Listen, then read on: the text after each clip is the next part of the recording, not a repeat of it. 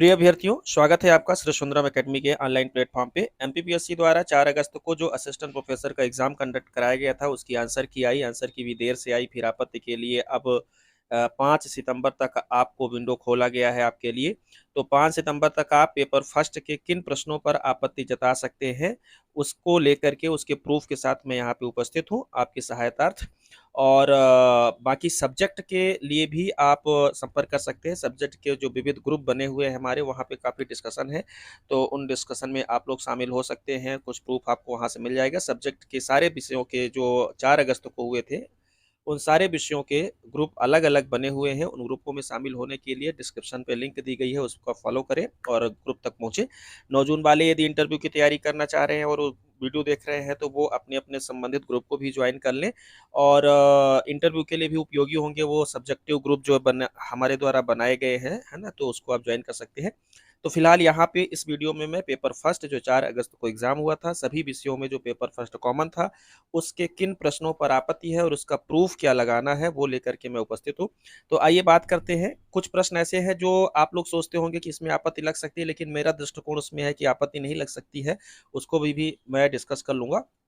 एक ये प्रश्न है, ऑब्जेक्शनेबल है, इस पे बड़े आराम से आपत्ति लगाइए। इसका प्रूफ भी है, एनसीईआरटी का प्रूफ है, चलेगा, कोई दिक्कत की बात नहीं है। और ये बहुत कॉमन सा प्रश्न है, इसमें प्रूफ ना भी दे तो भी ये एप्लीकेशन सॉफ्टवेयर पूछा है आपसे, और ये चारों एप्लीकेशन सॉफ्टवेयर हैं। और यह प्रश्न डिलीट होगा, और इस प्रश्न को डिलीट करवाइए। डिलीट के बाद इसका नंबर सबको मिल जाएगा, मतलब इसमें नुकसान भी किसी को नहीं होना है। तो इसका ऑफिस और आरजी राइटर जो है, पिकासा जो है, एमएस वर्ड जो है, नोटपैड जो है, ये सब चारों के चारों एप्लीकेशन सॉफ्टवेयर हैं। और इसका जो प्रूफ है, आंसर इसने माना है, आयोग ने अभी प्रोविजनल आंसर की में नोटपैड को उन्होंने एप्लीकेशन सॉफ्टवेयर नहीं माना है। और इसका प्रूफ है ये एनसीईआरटी की किताब, जहां पे साफ साफ ये लिखा हुआ है कि notepad a type of computer application. ये देखिए यहाँ पे लिखा है ना, notepad a type of computer application. इसका प्रूफ है, एनसीईआरटी की क्लास 10th की शायद किताब है, हाँ क्लास 10th की किताब है। इसको आप लगा सकते हैं और आयोग को मानना चाहिए। अब आयोग जबरदस्ती करे तो अलग बात है। 9 जून के कुछ प्रश्न पत्रों पे आयोग ने बेहद ही तानाशाही की है और माना नहीं है, फिर भी आपको लगाना है और ये तो मान लेगा, मेरा ख्याल है इसको डिलीट करेगा, है ना। या चारों आंसर माने, चारों आंसर माने या डिलीट करे, बात तो एक ही होती है। तो notepad A type of computer application ये आपको यहाँ से मिल जाएगा, ठीक है। इसमें किसी का नुकसान नहीं, बड़े आराम से इसमें आपत्ति आप लगाइए। प्रूफ के लिए हमसे संपर्क करिए, प्रूफ आपको भेज दिया जाएगा, या डिस्क्रिप्शन में जो लिंक दी गई है उसको ज्वाइन कर लीजिए। और सारे प्रूफ आपको एप्लीकेशन पे हम उपलब्ध करा देंगे, ग्रुप में भी उपलब्ध करा देंगे, है ना। तो वो प्रूफ आपको मिल जाएगा। रहा ये दूसरा प्रश्न जिसपे आप आपत्ति लगा सकते हैं, और आयोग को इसमें 2 आंसर मानना पड़ेगा। तो जिन्होंने बी लगाया है वो आपत्ति लगाएं इसमें, जो ए लगाए हैं वो ठीक है, कोई दिक्कत नहीं है। जो सी डी लगाए हैं उनका शायद मान्य ना हो, क्योंकि इसमें सी डी का ऑप्शन नहीं है, लेकिन ए और बी दोनों इसमें हो सकते हैं। जैसे वायरस, वायरस को इन्होंने नेस्ट क्राई से जोड़ा है, और बॉम्ब को इन्होंने निम्डा से जोड़ा है। तो ये दोनों हाइब्रिड हैं, वायरस भी है, बॉम्ब भी है। मतलब वायरस के लिए निम्डा के लिए भी आपको वायरस का प्रूफ मिल जाएगा, और नेस्ट क्राई के लिए भी आपको बॉम्ब का प्रूफ मिल जाएगा, ठीक है। तो इसके आंसर दोनों सही हो जाएंगे, ए और बी दोनों। अर्थात बी का 3 भी हो जाएगा, बी का 4 भी हो जाएगा। ऐसे ही ए का 3 भी हो जाएगा, ए का 4 भी हो जाएगा, ठीक है। तो इस प्रकार से ये वायरस भी है, और निम्डा जो है वायरस भी है, बॉम्ब भी है। नेस्ट का बॉम्ब भी है, वायरस भी है, दोनों हाइब्रिड हैं। और इसके लिए, दोनों के लिए हमने सॉक्स जो जुटाए हैं वो माइक्रोसॉफ्ट के वेबसाइट से ही मिला है। एनसीईआरटी में तो खैर निम्डा को बॉम्ब ही बताया है, मतलब निम्डा बॉम्ब ही बताया गया है, और नेस्ट काई जो है वो वायरस ही बताया गया है। तो वो तो एनसीईआरटी में लिखा है, लेकिन माइक्रोसॉफ्ट की एक ऑफिस के, माइक्रोसॉफ्ट ऑफिस की वेबसाइट है, इसकी लिंक आप इस्तेमाल कर सकते हैं, कोई दिक्कत नहीं, ऑफिशियल लिंक है इनकी। तो यहाँ पे आप देखेंगे तो आपको ये लिखा हुआ मिल जाएगा, इनकी वेबसाइट की आप लिंक यूज कर सकते हैं कि nestkai.com, है ना, .com ये लिखा है एज मास मॉलिंग बॉम्ब, मतलब नेस्ट काई जो है वो बॉम्ब है, ठीक है। ऐसे ही एक और हमने ये तलाशा, है ना, ये क्या नाम है आपका, निम्डा। तो निम्डा वायरस रिमूवल, मतलब निम्डा जो है वो वायरस है, उसके रिमूवल की बात की जा रही है यहाँ पे। और ये दोनों प्रमाण आपको मिल जाएंगे माइक्रोसॉफ्ट ऑफिस के ऑफिशियल साइट पे। तो माइक्रोसॉफ्ट का भी इनको मानना चाहिए, माइक्रोसॉफ्ट ही तो कंप्यूटर के क्षेत्र में, सॉफ्टवेयर के क्षेत्र में अग्रणी है। यदि इसको, इसका सोर्स नहीं मानेंगे तो फिर किसको मानेंगे। इसी प्रकार से अगला प्रश्न है, तो ये आपको इसमें आपत्ति लगाइए, इसमें ए और बी दोनों सही हो सकता है, तो जिन्होंने बी लगाया है उनको आपत्ति लगाना चाहिए। ए वाले तो आराम से निश्चिंत है, कोई दिक्कत नहीं। सी डी वालों के लिए इसमें ऑप्शन नहीं खुल पाएगा, क्योंकि सी में बी का 1 लिखा है तो बी का 1 किसी प्रकार से होगा नहीं, है ना। और डी में बी का 4 लिखा है तो डी में बी का 4 लिखा है, लेकिन ए का 2 लिखा हुआ है, तो वो तो सब नहीं हो पाएगा, पर ए और बी दो इसमें सही हो सकता है, ठीक है। इसको लगाना चाहिए। और एक प्रश्न ये है, फायरवॉल को कार्यान्वित किया जा सकता है, तो फायरवॉल वाले इस प्रश्न में तीनों आंसर सही होंगे। ये कई जगह पर फिर चारों मान लेता है, चूंकि ये नहीं, चारों तो नहीं मानेगा, है ना। कार्यान्वित किया जा सकता है, तो इसमें ए बी सी ये तीनों आंसर सही हो जाएंगे, तो इसको लगाना चाहिए। और इसका प्रूफ भी है, वैसे भी ये प्रमाण अपने आप में ही प्रूफ है कि यदि किसी को हार्डवेयर सॉफ्टवेयर दोनों है, तो लॉजिकली यदि दोनों हो रहा है तो फिर ये ऑप्शन जो लगा रहे हैं उनका भी सही होगा, ठीक है। और इसका इसका प्रमाण भी एनसीईआरटी में यहाँ से आपको मिल जाएगा, है ना। फायरवॉल के चैप्टर में यहीं पे लिखा है सॉफ्टवेयर हार्डवेयर आर बोथ, है ना, यहाँ पे लिखा हुआ है, तो मतलब सॉफ्टवेयर भी होगा, हार्डवेयर भी होगा, बोथ भी होगा, तो इसके तीनों आंसर सही हो जाएंगे, ठीक है। अच्छा, कुछ लोग यहीं पे कहेंगे कि जब दोनों विकल्प दिखा हुआ है तो फिर दोनों मानना चाहिए, ऐसा प्रमाण नहीं होता है। आपको प्रमाण देना है, ये नहीं कि जिसमें दोनों लिखा है तो आंसर तो वही हो गया ना, आंसर तो ये भी है ना, आंसर तो ये भी है ना। तो दोनों आंसर हैं, और दोनों के साथ ये तो आंसर है ही है। फिर इसमें या लिखा है, एवं लिखा होता तो और बात थी, है ना। या लिखा है तो हार्डवेयर या सॉफ्टवेयर, तो ठीक है, हार्डवेयर भी सॉफ्टवेयर भी अलग अलग क्रियान्वित किया जा सकता है, तो इसका आंसर ए बी सी तीनों हो जाएगा। और इसमें आपत्ति बड़े आराम से लगाइए, प्रमाण हमारे पास सुरक्षित है, इसकी पीडीएफ प्राप्त कर सकते हैं, ठीक है। मध्य प्रदेश में किस स्थान पर विश्व की सबसे बड़ी क्षमता का सोलर प्लांट परियोजना स्थापित की गई है? एक प्रश्न ये है। इस प्रश्न में यदि सारे विकल्प देखें तो विकल्पों के अनुसार यदि देखें तो सबसे ज्यादा जो इसमें सोलर क्षमता है वो ओमकारेश्वर की है, नो डाउट। लेकिन इनसे प्रश्न हो गया है गलत। प्रश्न में जो कहना चाह रहे थे वो कह नहीं पा रहे।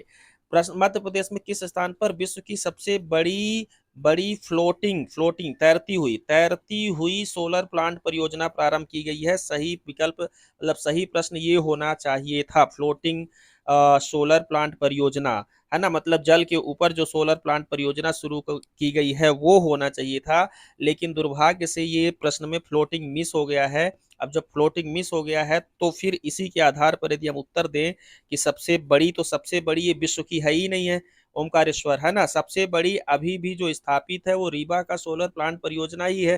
तो इस प्रश्न को डिलीट किया जा सकता है, यह प्रश्न डिलीट के लायक है, इस प्रश्न को डिलीट किया जाए, इस पे ऑब्जेक्शन लगाया जाना चाहिए, ठीक है।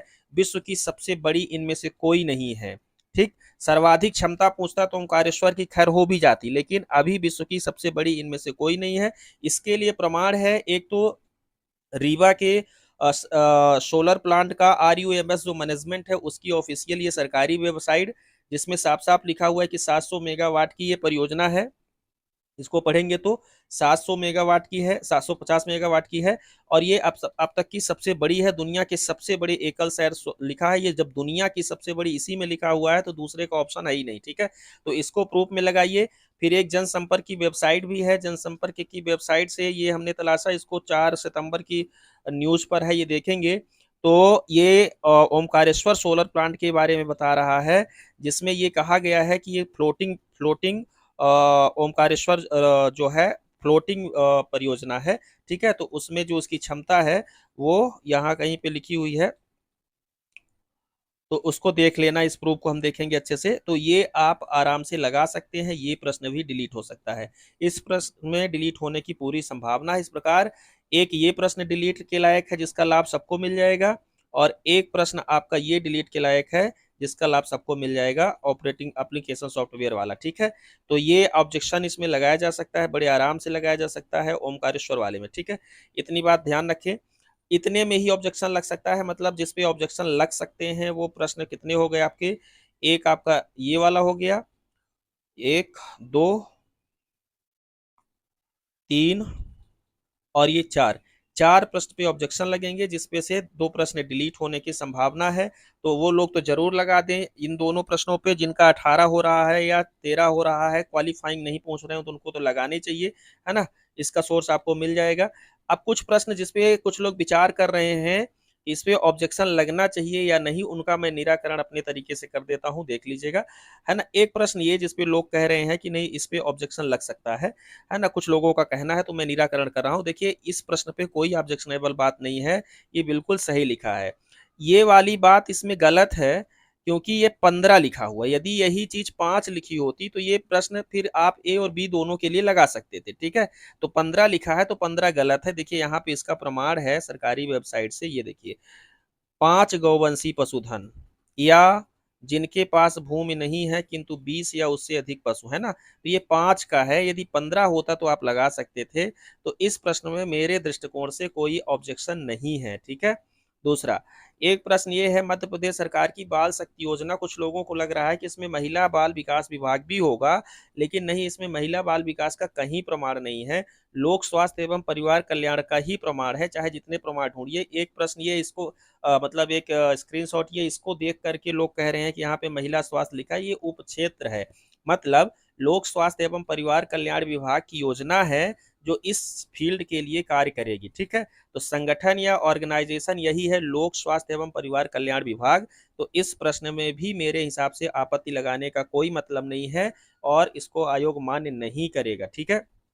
यहाँ पे भी लिखा हुआ है, ये वेबसाइट इनकी सरकारी वेबसाइट से, कि लोक स्वास्थ्य एवं परिवार कल्याण की योजना है बाल शक्ति योजना, ठीक है।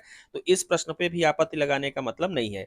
एक प्रश्न इस पे जिसपे लोगों को लग रहा है कि आपत्ति लगाई जा सकती है, ये प्रश्न बिल्कुल सही है, इस पे कोई आपत्तिजनक बात नहीं है। देखिए मध्य प्रदेश में विद्युत उत्पादन ट्रांसमिशन एवं प्रबंधन के लिए 3 कंपनियां हैं, सही बात है, ठीक है ना। तीनों कंपनियों का प्रूफ वेबसाइट पे इनके डला हुआ है। एमपी पावर मैनेजमेंट लिमिटेड 2012 से कार्यरत है, ये भी सही बात है। और विद्युत संबंधी संपूर्ण प्रबंधन मध्य प्रदेश विद्युत मंडल के अधीन है, अब नहीं है। 2001-2 में ही इसको समाप्त करके मध्य प्रदेश विद्युत मंडल विद्युत नियामक बोर्ड बनाया गया है, ठीक है। उसके लिए अधिनियम है, एक्ट है, और उस एक्ट में ये बातें सब लिखी हुई है, ठीक है। तो इसका सही आंसर बिल्कुल यही है कि अब जो है विद्युत संबंधी संपूर्ण प्रबंधन मध्य प्रदेश विद्युत मंडल के अधीन है, ये बात गलत है, अर्थात आंसर यही हो गया। बाकी तीनों कथन सही लिखे हुए हैं। एक छोटा सा यहाँ पे स्क्रीनशॉट इन्हीं के उससे ले आया हूँ कि आपको 3 वाले पे कुछ लोगों को दिक्कत हो रही है। तो देखिए मध्य प्रदेश की 3 विद्युत वितरण कंपनी जो है, तो एक ये है मध्य प्रदेश पश्चिम क्षेत्र विद्युत वितरण कंपनी इंदौर, दूसरा है मध्य प्रदेश पूर्व विद्युत क्षेत्र वितरण कंपनी लिमिटेड जबलपुर, और तीसरा है मध्य क्षेत्र विद्युत लिमिटेड कंपनी भोपाल। तो ये मध्य प्रदेश की 3 वर्तमान विद्युत वितरण कंपनियां हैं, बिल्कुल सही बात है। और रही बात इसको कुछ लोगों को लग रहा है कि विद्युत मंडल अभी भी अस्तित्व में है, तो ये समाप्त कर दिया गया। इसके लिए बकायदा अधिनियम लाया गया था, वो अधिनियम की कॉपी हमारे पास है, ठीक है, तो उसको देख सकते हैं। तो इस प्रश्न में भी कोई आपत्ति वाली बात नहीं है, बिल्कुल सही प्रश्न है। बिना मतलब कि खुद भी परेशान मत हो और आयोग को तो परेशान होना ही नहीं इसमें, खैर, है ना, निगलेक्ट कर देगा। तो जागो और जागृत करो, एक ये, इस पे कुछ लोग कह रहे हैं कि सर आपत्ति का कोई प्रूफ, तो इस पे कोई प्रूफ ही नहीं है कहीं इस किताब का, मुझे तो आज तक उल्लेख ही नहीं मिला, पता नहीं कहाँ से ये प्रश्न आया हुआ है।